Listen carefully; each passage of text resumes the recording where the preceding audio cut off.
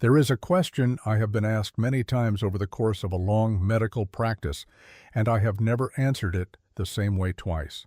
The question is this: what is the hardest thing you have seen in 30 years of frontier medicine? Most people who ask it are expecting something dramatic. A difficult birth, perhaps. A man brought in from a threshing accident with his arm wrapped in a feed sack. An epidemic moving through a settlement the way fire moves through dry grass, faster than anyone thought possible, indifferent to the prayers said in its path. I have seen all of those things. I do not dismiss them. But when a young man from the university came to sit on my porch in the spring of 1921 with a notebook and a list of prepared questions, and he asked me that question, what is the hardest thing? I found myself looking out across the yard toward the elm tree my husband planted the year we arrived, and I thought about a woman I had not thought about in some weeks, which surprised me, because for 35 years she had rarely gone more than a few days without entering my mind in one form or another. I thought about Nora Lindquist. I told the young man to put his notebook away. "I want to tell you a story properly," I said, "and a story told properly does not fit in a notebook." He put it away, to his credit, and I began. You must first understand what it meant to grow old on the Nebraska plains in 1886. It did not mean what growing old means now in 1921, with paved roads and mail delivery and the telephone making it possible to speak to your children in Omaha as though they were standing in the next room. Growing old in Harlan County in 1886 meant something very specific, and the specificity of it was this: you became a problem. Not in the way that people said. No one in Harlan County would have used that word aloud, certainly not in front of the person in question. They were decent people. They brought casseroles and cut firewood and sat in uncomfortable chairs making careful conversation. But underneath the decency, there was a calculation happening, the kind of arithmetic that frontier life forced on people whether they wanted to do it or not. And the calculation went roughly as follows. An old person alone on a homestead in a Nebraska winter required firewood they could not themselves gather, water they could not always pump, a roof they could not repair, and a body that could not regulate its own temperature the way a younger body could. An old person alone was, in the mathematical language of survival, a drain on a system that was already running close to its limits. The only socially acceptable solutions were three in number. You moved in with family. You moved to the county home in Kearney, or you died before anyone had to make the decision for you. Hannah Schreiber had been avoiding all three solutions for some years. She was 76 years old in the autumn of 1886, Bavarian by birth, and she had lived on the same 160 acres in Harlan County since 1873, which meant she had survived 13 Nebraska winters in a sod house that had been aging with her year by year, in the way that things age on the plains, not gracefully but stubbornly, holding together through a combination of good construction and obstinate refusal to acknowledge deterioration. Her husband Johann had been the one who maintained the house. He had packed the wall seams each autumn with fresh clay, replaced the sod blocks when they crumbled, and propped the roof beam when it began to sag after the wet spring of 1881. Johann had done these things without being asked because he understood, in the practical way that good farmers understand things, that a sod house is not built and finished. It is built and then continuously rebuilt, season after season, as the earth it is made from continues to behave like earth and not like lumber.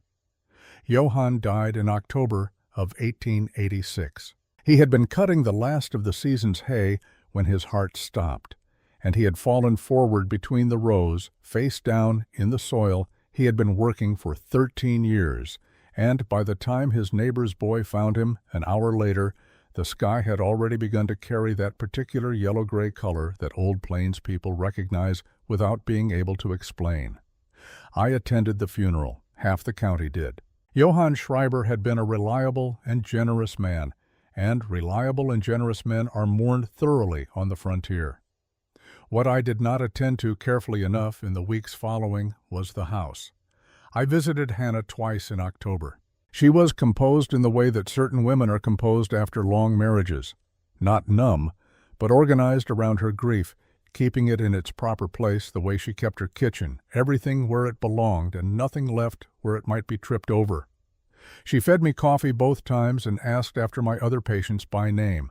She did not mention the crack that had opened along the north wall sometime in September, which I could see from where I sat, running from the floor to the ceiling in a diagonal line that told anyone who understood sod construction that the wall had shifted on its foundation. I noticed it. I said nothing. I told myself the crack was cosmetic. I was wrong, and I knew I was wrong, and I did not say anything because Hannah had just buried her husband, and I did not have a solution to offer her, only an observation. And an observation without a solution is just another weight added to a load that is already too heavy. Her son Wilhelm wrote from Omaha. I know this because Hannah told me, without expression, that she had received his letter and that she had used it to start the morning fire. She said this not with anger, but with the tone of a woman describing a perfectly reasonable sequence of events. The letter had said what she expected it to say. She did not need to keep it. She would not go to Omaha. She would not go to Kearney. She had buried Johann on the east slope of their property, in ground he had chosen himself, facing the direction from which the spring sun first reached the homestead each March.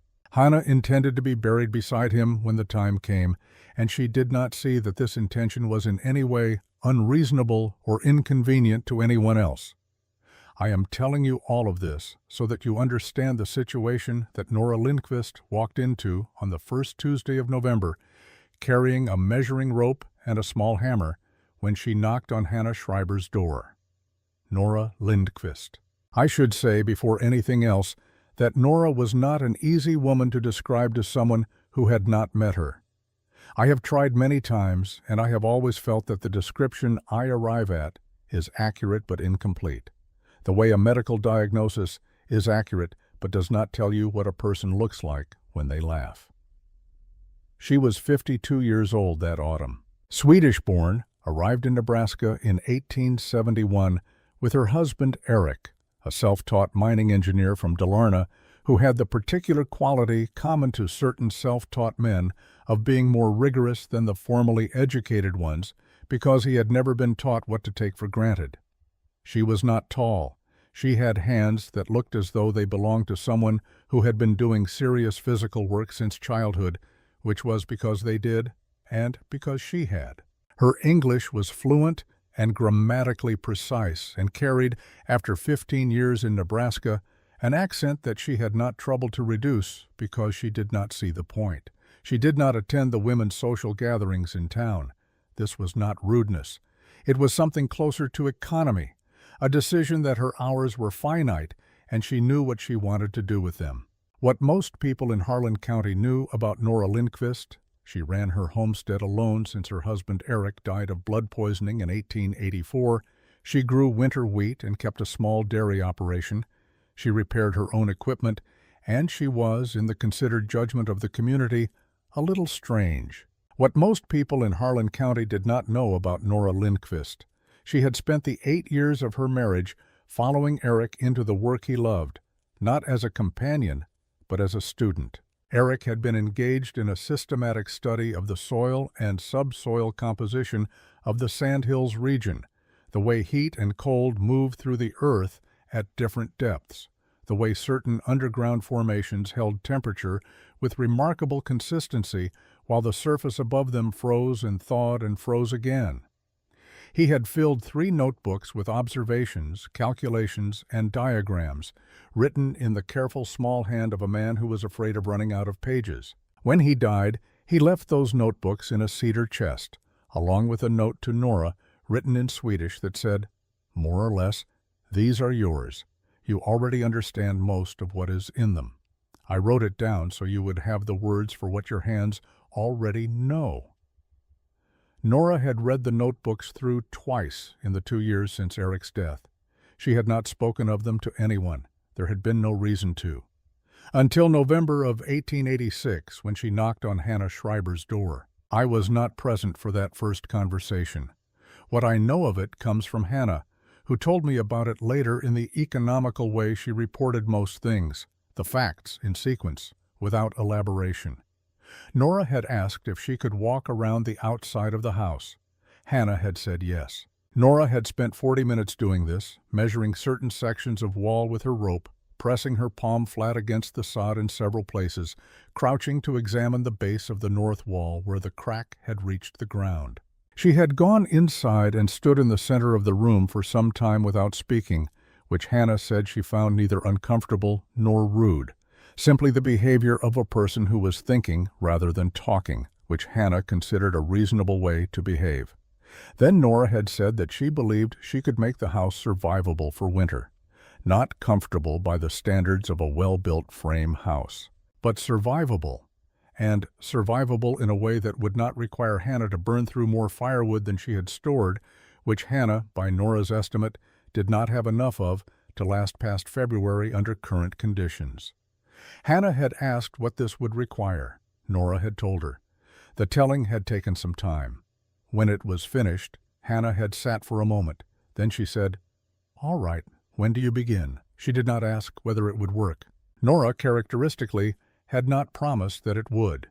This was, Hannah told me later, precisely why she had said yes. "She did not sell me anything," Hannah said. "She told me what she knew and what she did not know, and she told me what she intended to try. That is all a person can honestly offer. I heard about what Nora was doing before I saw it for myself." News in Harlan County traveled at the speed of the dry goods store, which meant that by the second week of November, when Nora had been working on the Schreiber place for 5 days, the opinion of the community had already been fully formed and thoroughly discussed, and the opinion was this: Nora Lindqvist had lost her judgment, and someone should probably do something about it. The concern was expressed in various registers depending on who was doing the expressing. Edna Marsh, whose husband ran the largest cattle operation in the county and who served in the unofficial but thoroughly understood social hierarchy of the valley as the person whose opinion settled questions that other people's opinions had merely opened. Edna said that she hoped Nora understood what she was taking on, said in the tone that means the speaker believes the person in question understands nothing of the kind. Others were less careful. The general position was that Hannah Schreiber was an old woman with a failing house and a recently dead husband, and that the appropriate response to this situation was to help her reach Kearney before the first hard freeze, not to attempt some peculiar renovation that would accomplish nothing except postponing the inevitable and perhaps causing the old woman's death in a location that was considerably harder to reach in January than the county home would have been. Nobody said any of this to Nora directly. This was partly because Nora had the quality of making direct challenges feel poorly planned before they were finished leaving your mouth, and partly, this is what I have come to believe in the years since, because people who are watching something be built can feel, even before they can articulate it, whether the person doing the building knows what they are doing. And Nora, standing in the cold November light with her measuring rope and her hammer, and the quiet, focused economy of someone who has already solved the problem in her mind and is now simply converting the solution into physical reality. Nora did not look like a woman who had lost her judgment. She looked, as I told a colleague many years later when I was trying to explain what I had witnessed that autumn, like a woman who had been waiting a long time for the right problem. There is a method to diagnosis that they do not teach in medical school because it cannot be taught in a classroom. It can only be learned by doing it badly enough times that the body eventually corrects the mind. The method is this: before you form an opinion about what is wrong, you must spend sufficient time in the presence of what you are examining to understand what it looks like when nothing is wrong. A healthy lung before you listen to a sick one. A well-knit bone before you set a broken one. You must know the baseline before you can measure the deviation. I thought about this often in the weeks after I understood what Nora had been doing during those first 3 days at the Schreiber place. She had not arrived with a plan. She had arrived with a rope and a hammer and the discipline to observe before she decided. She had walked around the house. She had pressed her palms against the walls. She had stood in the center of the room and done nothing visible for a long time. She had been taking a baseline. Only after she understood what the house was, what it had, what it lacked, what it was trying to do and failing, did she go home and open Eric's notebooks. This sequence matters. I have seen many people, in medicine and outside it, make the error of arriving at a situation with a solution already formed and then arranging the evidence to confirm it. Nora did not do this. She looked first. The notebooks came second. And between the looking and the notebooks there was a third thing, older than both, which I will come to in a moment. The notebooks. Eric Lindqvist had kept 3 of them over the course of his working life, and they were not, in the physical sense, impressive objects. Standard composition books, cloth-covered, the kind sold at any dry goods store from here to Omaha. What distinguished them was the handwriting, small, even, patient, the hand of a man who believed that what he was writing down deserved to be written down carefully because someone would need to read it later. He had written in Swedish because Swedish was the language in which he thought precisely, with occasional English terms where no Swedish equivalent existed for what he was describing. Nora had translated the relevant sections into English in the margins, years before, in a slightly larger hand. The third notebook was the one that mattered most for what she was building. On its 47th page, between a diagram of subsoil composition at varying depths and a set of temperature measurements taken at the Lindqvist homestead over 3 consecutive winters, Eric had written an observation that Nora had read so many times the page had softened at the corners from handling. I asked her once if she would read it to me. She did. I wrote it in my own notebook that evening because I knew I would want to remember it precisely.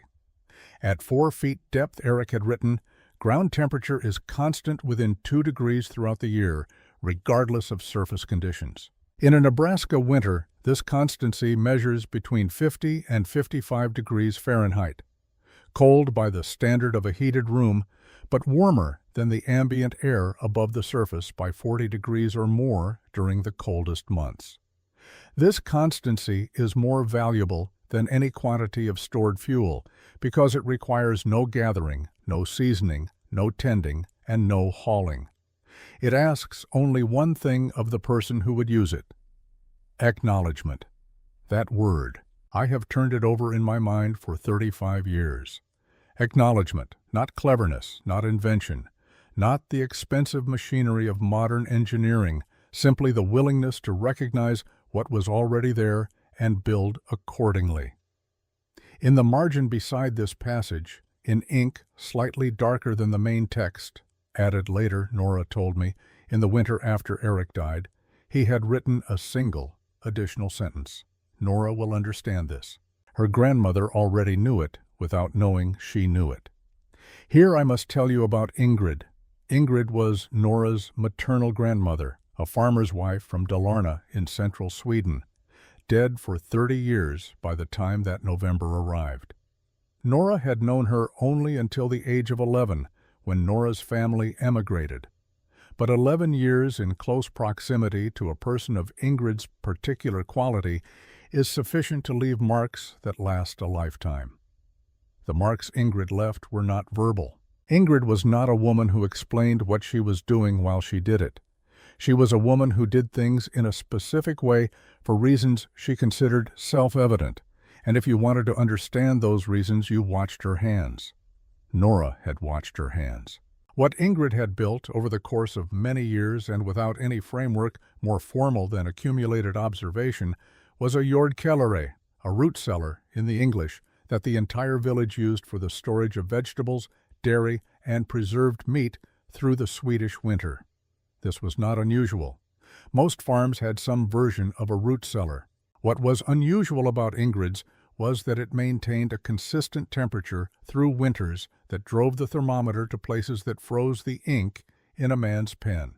And it did so with no heating of any kind, no insulation of the manufactured variety, and no design principle that Ingrid could have named if asked. What she had done, which Nora understood only in retrospect and only after reading Eric's notebooks in the years following his death, was this. She had built the cellar at exactly the depth where the ground's own thermal mass took over the work of temperature regulation. She had packed the walls with a mixture of clay and straw and cattle manure that created an insulating layer of specific thickness, not because she had calculated the optimal thickness, but because she had packed walls her entire life, and her hands knew, by the resistance of the material and some sense she could not articulate, when the thickness was correct. She had oriented the ventilation gap to catch the prevailing air movement without allowing the deep cold to penetrate. She had laid the floor with flat stones carried from the riverbed, dark stones specifically, not the pale limestone that was more readily available, because dark stones absorbed and held what little warmth the deeper ground offered. She had never been wrong about any of it. She had also never been able to say why it worked.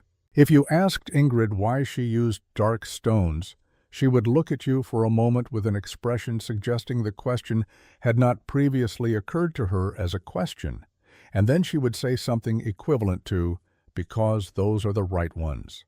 If you asked how she knew which ones were right, she would hold one out to you and say, "Feel it." The stone would be warmer than you expected. That was the entirety of the explanation. What Eric's notebooks had given Nora was the vocabulary for what Ingrid's hands had already known, the physics behind the instinct, the measurements beneath the feeling. When Nora read Eric's careful temperature charts and his observations about thermal mass and his calculations about insulation thickness, she did not feel that she was learning something new. She felt, she told me once, that she was being handed the words to a conversation she had been having silently for 40 years. He wrote it down, she said, so I would have the language for it. But Ingrid taught me the thing itself. The plan Nora arrived at, after 3 days of examining the Schreiber house and 3 evenings of reading the notebooks by lamplight, with Ingrid's hands somewhere in the back of her mind, was not a single invention. It was a combination, 3 things working together, each one addressing a different part of the problem that the house had with the cold. The first thing was the walls. The existing sod walls were adequate in concept. Sod is a natural insulator, which is why settlers had been building with it for 20 years. But the Schreiber house walls had thinned and cracked, and in several places had lost the interior clay facing that sealed them against air infiltration. Nora's plan was to rebuild the interior surface of the walls using a mixture of clay, straw, and cattle manure, the same mixture Ingrid had used, arrived at by the same process of handling the material until it felt correct, applied in a layer thick enough to seal every gap and create what Eric's notebooks called a thermal barrier, a surface that would not merely stop the cold from entering, but would absorb the modest warmth of the room's interior air and release it slowly back through the night. The second thing was the floor. Cold air behaves like water. It settles to the lowest available point. The Schreiber house had a packed earth floor that sat at ground level, which meant that the coldest air in the room pooled precisely where Hannah's feet were. Nora planned to build a sleeping and sitting platform of cedar planking raised 6 inches off the floor on a simple frame. 6 inches, she explained to me later, citing the relevant passage in Notebook 2, was the approximate height above floor level at which the temperature differential in a minimally heated room became medically significant, 2 to 3 degrees Fahrenheit. In a Nebraska January, 2 to 3 degrees is the difference between a person's extremities staying functional and a person's extremities beginning to fail. The third thing was what people noticed from the road and talked about without understanding. The south-facing wall of the Schreiber house had a single small window, covered in winter, with a piece of oiled cloth. Nora's plan was to remove the cloth, enlarge the window opening, and fill it with glass panels salvaged from abandoned homesteads, fitting them into a frame of salvaged lumber and sealing the gaps with pine resin. Behind the glass, flush against the interior wall, she would build a surface of dark fieldstone set in clay. The stone would absorb the heat of the winter sun, weak, low-angled, but present on clear days, and hold it through the night, releasing it slowly into the room the way a cast-iron skillet holds heat long after the fire has gone out. People, when they heard about this, focused on the glass. Nora, when she talked about it, always pointed at the stone behind it. The glass, she said, is just the door. The stone is the room where the warmth lives. There was a fourth element that Nora considered the most essential of all, and the one most likely to be overlooked because it was, by design, invisible. The ventilation. A sealed house is a dead house. Nora knew this not from the notebooks, though Eric had written about it clearly enough, citing the particular danger of carbon monoxide accumulation in tightly insulated structures, but from a more immediate source. She had once spent 6 hours in a poorly ventilated mine shaft with Eric during an unexpected collapse of the access tunnel, and she knew in the precise bodily way that only experience teaches what it feels like when the air in an enclosed space begins to lose its quality. The slight headache first, then the heaviness, then the confusion that feels deceptively like calm. She would not build that for Hannah. Her solution was 2 clay tubes, each approximately 4 inches in diameter, fired in her own kiln from the same clay she was using for the walls. One entered the house low on the north wall, angled slightly downward to the exterior so that rain could not collect in it, positioned 8 inches above the floor where the coldest and freshest outside air would enter and fall naturally to the ground. The second exited high on the south wall, just below the roof line, positioned where the warmest and stalest interior air would accumulate, and, given the slight pressure differential created by the height difference between the 2 openings, would be drawn gently outward. Heat rises, cold settles. Nora used these facts the way a miller uses water, not fighting their direction but giving them a channel. The system would not heat the house. It was not meant to. It would keep the house breathing. Construction began on the 12th of November, a Monday, in temperatures that had dropped to 22 degrees Fahrenheit overnight and recovered only to 31 by midday. Nora worked alone. She arrived at the Schreiber place before full light, carrying tools in a canvas pack and pulling a small cart loaded with the first materials.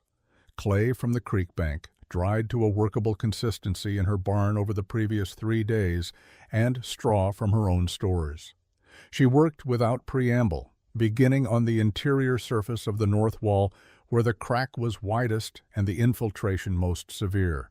By noon she had covered 6 linear feet of wall surface with the first layer of the clay straw mixture, pressing it into the gaps and building it outward in smooth strokes with a flat wooden tool Eric had made for plastering work and which still had, faintly, the impression of his grip worn into the handle. At noon, Hannah appeared in the doorway between the main room and the small back room where she had been. Doing what, Nora did not ask. She was carrying 2 cups of coffee. She set one on the flat top of the wood box beside Nora without speaking, then returned to whatever she had been doing. She did not look at the wall. She did not offer an opinion. Nora drank the coffee without stopping work for more than 2 minutes. I did not hear about this small moment until February, when Hannah mentioned it in passing during one of my visits. But when she told me, I understood it immediately for what it was. Not gratitude. Gratitude would come later, in its own form. This was something earlier and more fundamental than gratitude. This was Hannah Schreiber deciding, with the wordless precision that 76 years of practical life produces, that the work being done in her house was worth a cup of coffee. In the economy of the frontier, this was a significant investment. The first setback arrived on the morning of the 14th. Nora came to the house in the pre-dawn dark and held her lantern close to the north wall section she had finished 2 days earlier. It had cracked overnight, a series of thin diagonal lines running through the fresh plaster, following the contraction of the clay as the temperature had dropped below freezing in the small hours, and the moisture in the new material had behaved as moisture does. She stood looking at it for a while. Then she went home. She returned in the afternoon with a bucket of cattle manure, collected from her own barn that morning and mixed into a fresh batch of clay at a ratio she had arrived at, not through calculation, but through the physical memory of watching Ingrid's hands, the way her grandmother's fingers had pressed into the mixture and released it, testing its resistance, adjusting the proportion until the material had a particular quality that Ingrid had never named and Nora had never forgotten. She packed the cracked sections, reworked the mixture across the entire surface, and went home again. The following morning, in the same temperature, the wall did not crack. She moved on to the next section. Later, when people asked her what had made her think of the cattle manure, a detail that struck most of them as either obvious or unpleasant depending on their inclinations, she said something that I have quoted more times than I can count in the years since. "I didn't think of it," she said. "My grandmother's hands thought of it 30 years ago. I just remembered." There is a particular kind of cold that comes to the Nebraska plains before the serious cold arrives. It is not in itself dangerous. The temperatures are uncomfortable but manageable. 20 degrees, 15, occasionally single digits overnight, recovering to the low 30s by afternoon. Veteran homesteaders do not worry about this cold. They have weathered it every November of their adult lives, and they know its character. It bites, but does not hold. Retreats by midday allows the work of preparation to continue at a reduced but functional pace. It is cold as a reminder, not cold as a threat. What the veteran homesteaders also know, though they do not always say it, because naming a thing on the plains has a way of seeming to invite it, is that this preliminary cold is a communication. The land is telling you something. It is telling you how much time you have left to be ready. In November of 1886, the land was saying, "Not much, I knew this." Most of the older farmers knew it.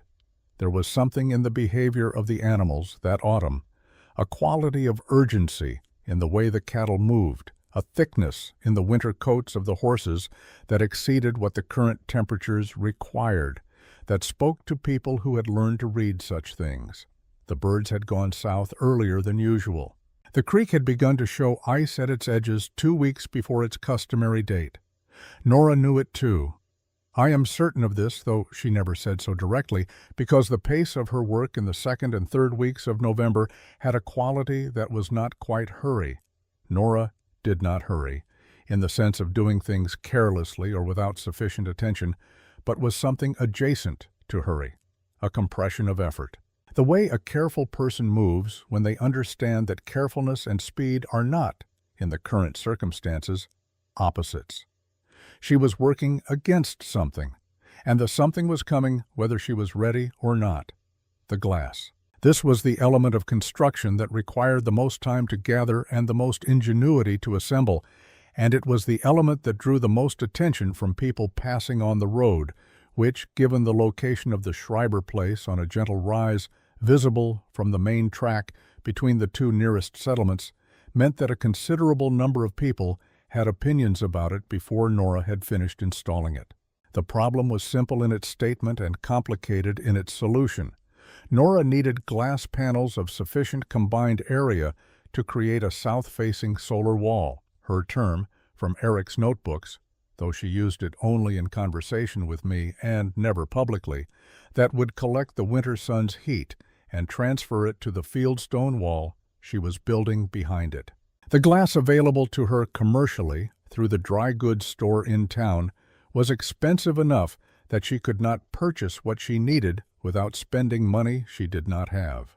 The frontier solution to this problem was the same as the frontier solution to most problems of material scarcity. You went looking for what other people had left behind. There were, within 4 miles of the Schreiber place, 3 abandoned homesteads. This was not unusual. The plains consumed homesteaders with a regularity that the boosters and the railroad pamphlets preferred not to discuss. The drought years, the grasshopper years, the simple arithmetic of isolation and hardship that caused families to calculate, after enough seasons, that the dream of free land was costing them more than the land was worth. These 3 families had gone, one back east, one to Kansas, one to a destination that nobody in Harlan County had thought to record. And they had left behind, as abandoned homesteaders always left behind, the things too heavy or too inconvenient to take. Windows were among them. Nora visited all 3 properties over 2 days in the 2nd week of November. She came back with 14 panes of glass in varying sizes and states of integrity, loaded in the cart wrapped in straw to minimize breakage, and 3 window frames in salvageable condition. 2 panes had cracked during transport despite her precautions. She set these aside without visible frustration and worked with what remained. The assembly of the glass wall took 4 days. She built the frame first, from lumber salvaged from the same abandoned properties, measuring and cutting and fitting the joints with the unhurried precision of someone who understood that a frame built carelessly would fail at the worst possible moment, and that the worst possible moment this particular winter was going to be very bad indeed. The frame was anchored into the existing wall structure at 6 points, and Nora drilled each anchor point by hand with an auger, testing the depth and the angle before committing, the way a surgeon tests a suture before trusting it. The glass panels were set into the frame in descending order of size, the largest at the bottom where thermal transfer to the stone wall would be most direct. The smaller pieces fitted above with pine resin, sealing the gaps between them. Where the 2 cracked panes had been, Nora fitted sections of flattened tin salvaged from cans. Not ideal, she told me later, because tin conducts cold as readily as it conducts heat, but positioned at the upper corners of the frame where their effect on the overall thermal performance would be minimal. On the 4th day, she stood back and looked at what she had assembled. It was not, by any conventional standard of frontier construction, a beautiful thing. The mismatched glass panels caught the November light at slightly different angles. The pine resin along the joints had run in places and dried in amber streaks that caught the eye. The tin sections at the upper corners gave the wall an improvised quality that spoke plainly of the conditions under which it had been built. Behind it, the dark fieldstone wall absorbed what light passed through. Quiet, dense, patient. I saw it for the first time that afternoon, having ridden out on a medical call to a farm 2 miles east, and stopped at the Schreiber place on my return. I stood in the road and looked at it for some time. I could not have told you in that moment whether I was looking at something sensible or something foolish. I had not yet read Eric's notebooks. I did not yet understand the physics of what Nora had assembled. What I did know, standing in the road in the cold November light, was that someone had built this thing with great care. That much was visible from the road. And on the frontier, care was never a symptom of foolishness. Foolish people did not take care. Foolish people were careless in the specific way that desperate circumstances produce: fast, approximate, hoping for luck. Nora was not hoping for luck. She was building something she understood. I did not stop to speak to her that day. I told myself I had patience waiting. This was true. It was not the whole truth. The whole truth was that I did not yet know what to say, and I had learned, over many years of medicine, that silence is preferable to words chosen badly. The ventilation tubes failed on a Wednesday.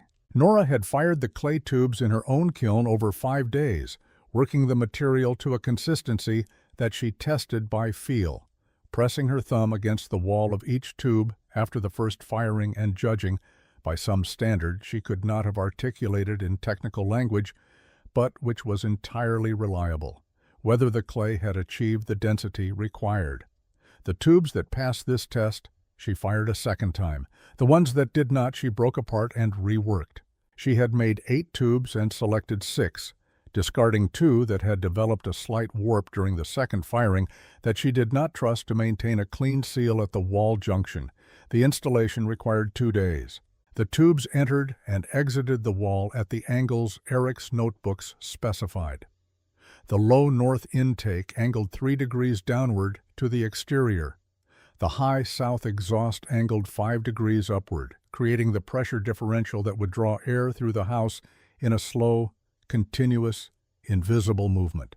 Nora used a mixture of clay and pine resin to seal each tube at its wall junction, and she was meticulous about this, pressing the sealant in with her fingers and smoothing it in a motion that was, to my eye, when I eventually watched her do the same work at the Kowalski place in February, indistinguishable from the technique a physician uses when packing a wound. She tested the airflow on the evening of the installation by lighting a small fire of dried grass in the center of the room and watching where the smoke went. It went, in the main, where she needed it to go. In one area near the northeast corner, it hung and pooled in a way that told her the seal on the lower tube junction was incomplete. She repacked it in the near dark by touch and tested again the following morning. The following morning, the lower intake tube had cracked. Not the seal. The tube itself, a clean fracture running diagonally across the lower third, the product of a temperature drop in the small hours of the night that had contracted the clay at a rate slightly faster than the material could accommodate. Nora held the lamp close to the fracture for a long time without speaking. Hannah, who had been present for the test with the dried grass the previous evening and had watched the smoke find its way out through the high south exhaust with an expression of careful neutrality that Nora told me later had been more encouraging than applause would have been, now stood in the doorway and also looked at the crack without speaking. After a time, Hannah said, "Can it be repaired?" Nora said she did not know yet. She spent that day not at the Schreiber place, but at her own homestead, sitting in the barn where she kept her kiln, with Eric's notebooks open to the sections on clay composition and thermal stress.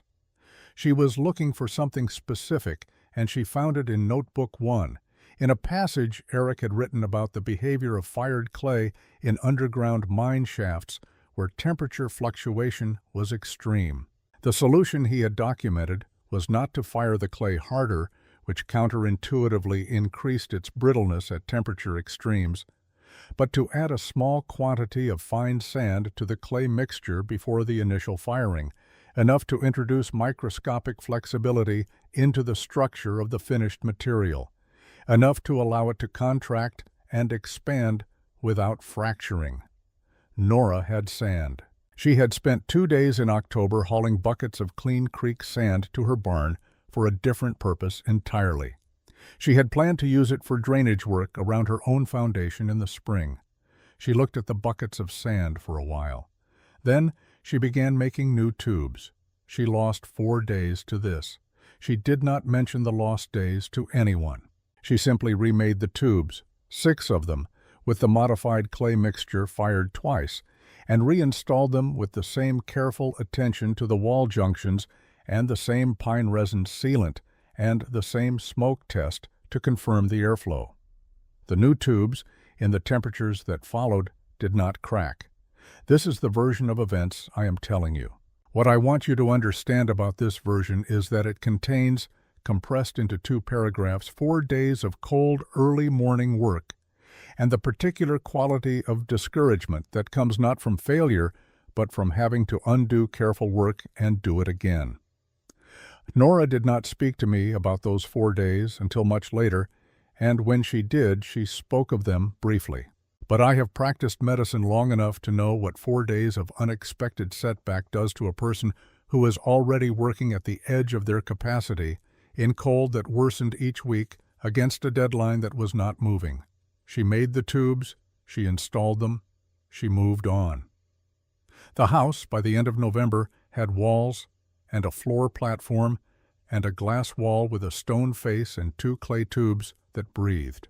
It had, on the small iron stove that Nora had adapted from a broken cook stove and fitted with a length of salvaged pipe venting through a natural gap in the roof structure, a first trial fire of 3 sticks of cottonwood that raised the interior temperature from 51 degrees to 63 in the course of 2 hours, and held it at 61 for 4 hours after the fire was allowed to die. Nora recorded these temperatures in pencil on the inside of the back cover of Notebook 3. Below the numbers she wrote, also in pencil, "Sufficient. Begin the second stage." It was in the first week of December that the sky changed in the way that settled the question of whether there was time left. I noticed it on a Tuesday morning when I rode out to see a patient with a badly set, broken wrist that was giving him more trouble than it should have. The sky to the northwest had a color that I can only describe as a kind of yellowish opacity, not the yellow-gray of an ordinary winter storm, which most of us had learned to read correctly enough, but Something denser and more committed, a color that suggested what was coming, had not yet decided to arrive, but had certainly decided to come. I mentioned it to my patient. He looked at it for a long time. He had been in Nebraska since 1869. "That's not a regular winter," he said. "That's a different kind of winter." He was not wrong. The temperature that week dropped to -8 overnight on Thursday and recovered only to 14 by the following afternoon.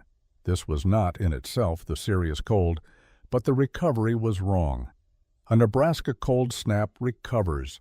It goes below zero at night and rises to the 20s or low 30s in the afternoon, and the pattern repeats until it breaks. A temperature that drops to -8 and recovers only to 14 is not recovering in the normal sense.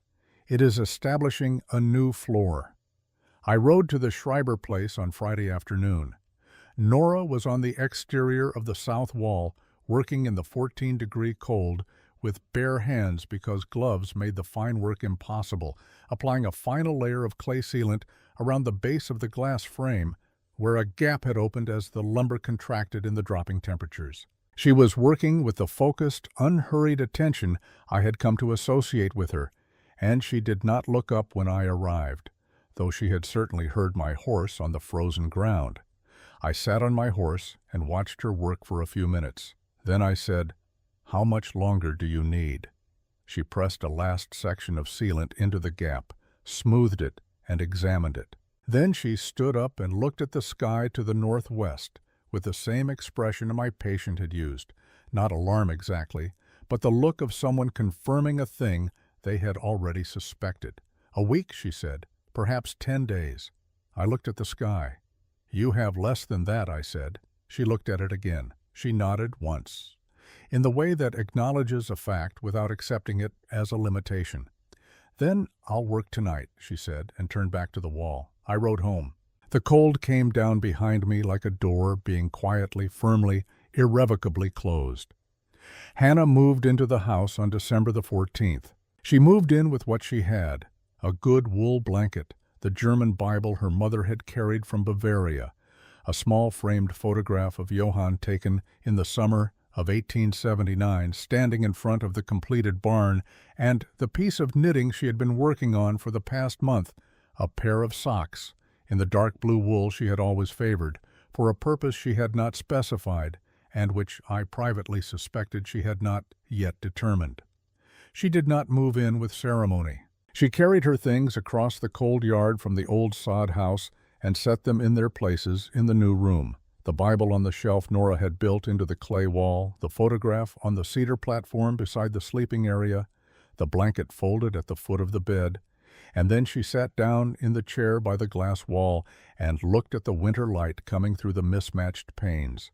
After a time, she said, "It smells different." It did. Clay and pine resin, and the faint mineral smell of the fieldstone warming slowly in the afternoon light. Not the smell of a house. The smell of something older than houses. Nora, who was finishing the final claywork on the northeast corner, said, "You'll stop noticing it in a few days." Hannah said, "I don't want to stop noticing it." She did not elaborate. Nora did not ask her to.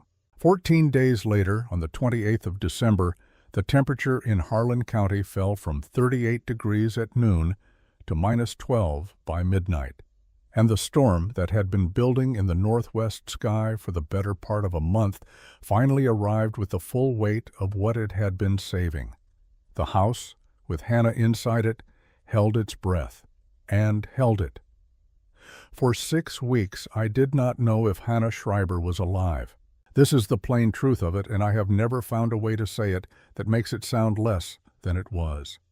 6 weeks of not knowing. 6 weeks of riding past the road that led to her place and being unable to take it because the drifts had made it impassable, because the temperatures made the attempt inadvisable, because the storm that had arrived on the 28th of December had settled over the sandhills with the particular patience of something that has nowhere else to be and no reason to hurry. I kept myself occupied with the work that the winter provided in abundance. Frostbite, primarily. A case of pneumonia in an elderly farmer 2 miles south of town that I attended for 11 days before it resolved in his favor, which surprised us both. A difficult labor that I will not describe here, except to say it ended well and cost me 3 nights of sleep. I kept myself moving and useful, and I tried, with imperfect success, not to think too specifically about what was happening inside a sod and clay house on a rise 4 miles east of town.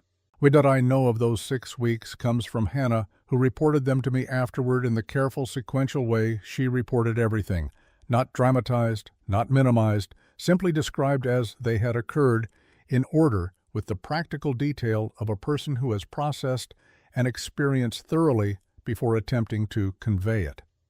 The first 3 days, she said, she had been afraid. Not of the cold specifically.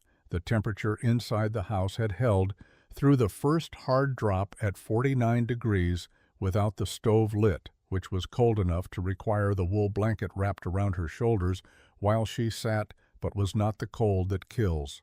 She had been afraid of the idea that the cold was out there, and the only thing between her and it was a wall that a woman had built in 6 weeks from salvaged materials and her dead husband's notebooks. This is a reasonable fear. I would have shared it. After the 3rd day, she said she stopped being afraid. She had woken on the morning of the 4th day, the stove lit for 2 hours the previous evening with 4 sticks of cottonwood, banked low, allowed to go cold before she slept, and found the temperature inside the house at 51 degrees. She had lain in her blankets for a moment, taking this information in. Then she had risen, added 3 sticks to the stove, and made porridge. The routine that followed was not heroic. This is what I want to convey, and it is the part that people seem to find hardest to believe, that the experience of surviving the great die-up in Nora Lindqvist's house was, for Hannah Schreiber, primarily an experience of routine. She rose in the mornings. She tended the small stove. 3 sticks at dawn, 3 more at dusk, never more because the house did not require more. She adjusted the ventilation gap at the glass wall by opening or closing a small wooden flap Nora had fitted for this purpose, regulating the airflow by the feel of the air against her palm in the way Nora had shown her. She cooked. She knitted. She read the German Bible in the afternoon light that came through the mismatched glass panels, moving slowly across the fieldstone wall as the sun tracked its low winter arc. On the 11th day she found the crack. It was in the clay plaster of the northeast wall, not the ventilation tube, which held, but the plaster surface itself, a hairline fracture running 8 inches along the baseboard, where the temperature differential between the wall's interior and exterior faces had stressed the material. Hannah looked at it for a while. She touched it with her finger. She went to the corner of the room where Nora had left a bucket of reserve clay mixture and a flat wooden tool. And she packed the crack the way she had watched Nora pack every crack before it, pressing the material in firmly, smoothing it, checking the adjacent surface for any related separation. She did not know, in any technical sense, whether she was doing it correctly. Her hands, however, had watched Nora's hands do this work many times over the preceding weeks, and there is a form of knowledge that travels through observation into the muscles before it ever reaches the reasoning mind. Her hands knew the pressure and the motion. She trusted them. The crack, when I examined it in January, had been repaired as well as I could have wished. I reached the Schreiber place on the 15th of January. The storm had broken enough, not ended, but paused in the way that great storms sometimes pause, gathering themselves, to make the road passable by horse if one was willing to accept the drifts at a careful pace. I was willing. I had been willing for 6 weeks, and I did not delay once the road permitted. I had prepared myself in the way a physician prepares for a difficult finding, organizing my face and my voice into the arrangement that allows me to be useful rather than expressive. I had done this many times. I was, by January of 1887, experienced in arriving at places where I expected to find the worst. I did not find the worst. I found Hannah Schreiber sitting in her chair by the glass wall in the thin winter light of a January morning, knitting the second of the dark blue socks. She was not wearing gloves. Her hands moved with the steady, unhurried rhythm of a woman who had been doing this particular task for 60 years and expected to continue doing it indefinitely. The temperature inside the house, by the small thermometer I carried in my medical bag, 52 degrees Fahrenheit. The stove had not yet been lit that morning. I stood in the doorway for what was probably a long time, though I could not have told you exactly how long.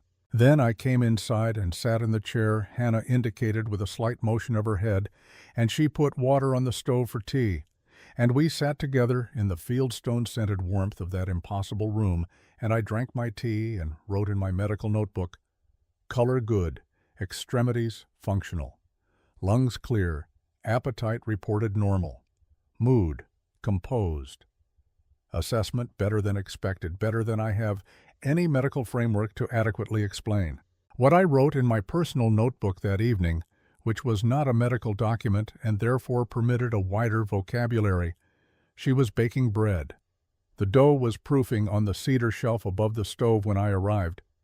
Not because she was hungry, because the house was warm enough to proof bread, and Hannah Schreiber, given a warm enough house and sufficient flour, will bake bread as naturally as a creek will run downhill.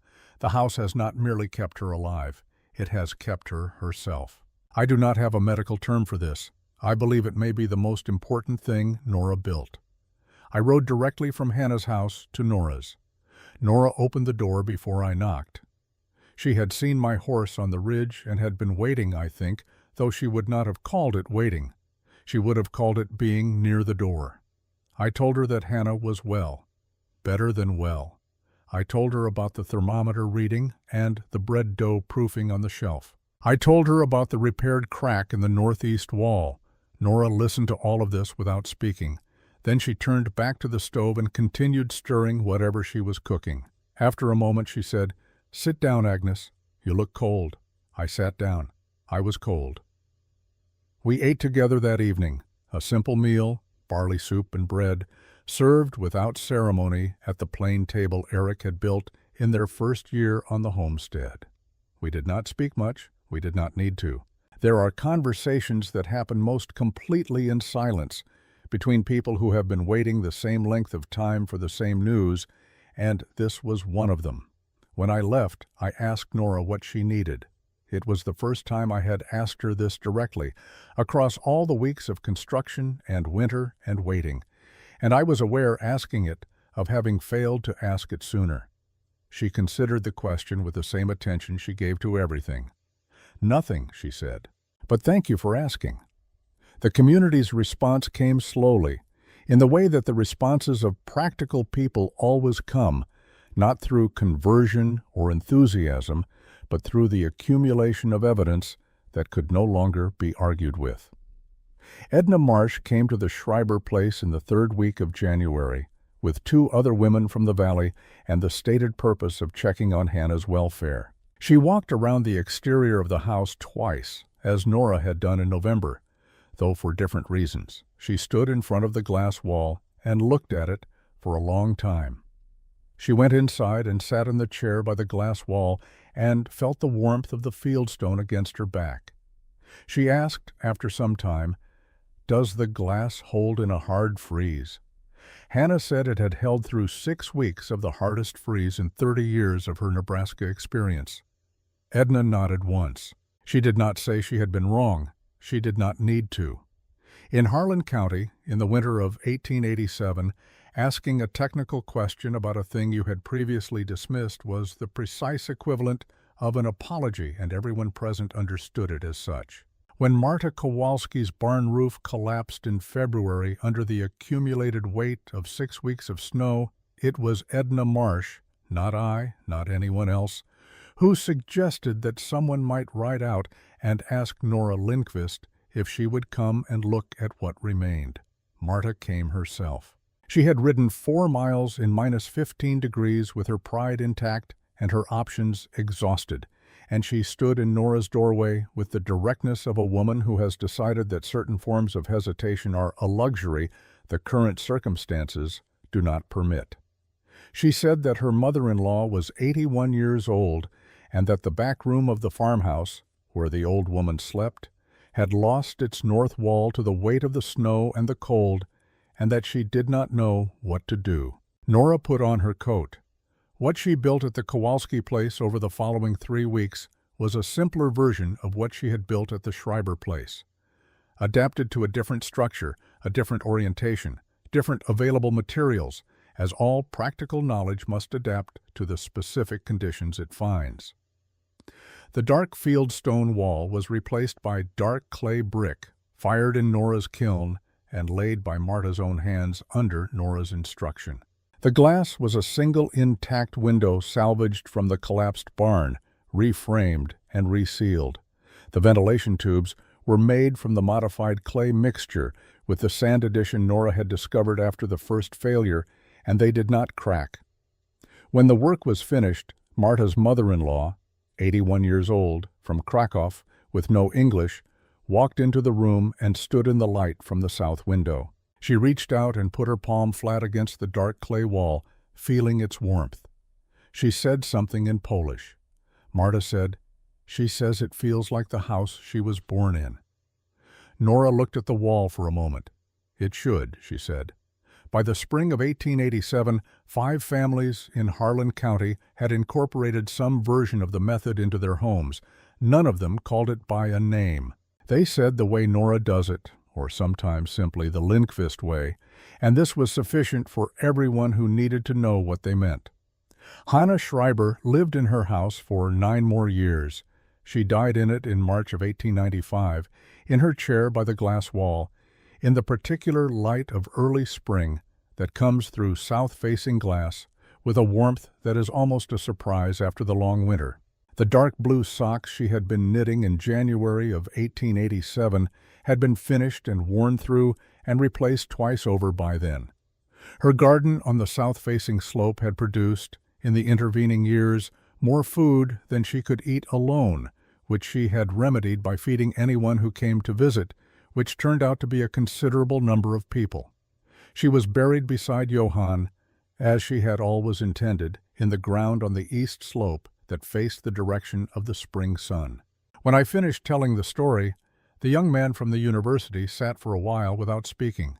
Then he asked if Nora had ever been recognized for what she had built, whether anyone had written it down, made it official, given it the kind of name that institutions give to things they wish to preserve. I told him that a county commissioner had visited in 1889, that he had filed a report he described as favorable but inconclusive, that no further action had been taken. The young man said that seemed a shame. I considered this. Nora didn't build it to be recognized, I said. She built it because the problem was there and she had the knowledge to address it. Those are different motives, and they produce different kinds of work. The work Nora produced was the kind that lasts. I stood up. I had patience to see. But I paused at the door, because there was one thing I had not yet said, and I found in the moment of leaving that I needed to say it. "Do you know," I asked him, "what temperature the ground holds 4 feet down in a Nebraska winter?" He did not. 53 degrees Fahrenheit, I said. It has held that temperature since before any of us were born. It will hold it long after all of us are gone.